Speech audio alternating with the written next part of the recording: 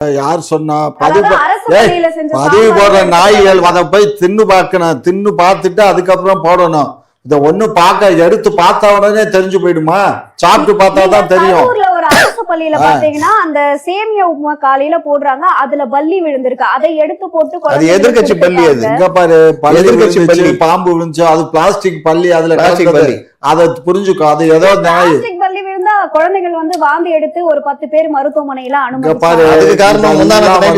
வேணும்னு பண்ணக்கூடிய இப்ப எடப்பாடி அங்க போறதுக்கு முன்னாடி இந்த மாதிரி எல்லாம் ஒரு சீனை கிரியேட் பண்றது, விஜய் அங்க போறதுக்கு முன்னாடி ஒரு செட்டப், இதெல்லாம் அவங்களுக்கு கை வந்த கலை. ஏன்னா நானும் அங்கதானே இருந்தேன், இவங்களும் அந்த வேலையை பண்ணிக்கிறாங்க. அது கை வந்த கலை. இந்த மாதிரிதான் பண்ணுவானுங்க.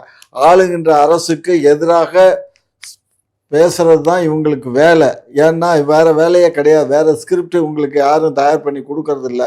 போய் உட்கார வேண்டியது, கேமரா முன்னாடி பேச வேண்டியது, கருணாநிதி பையன் இப்படி பண்ணாரு, ஸ்டாலின் இப்படி பண்ணாரு, உதயநிதி ஸ்டாலின் பேரை சொல்ல மறந்துட்டார், இப்படியே பேரை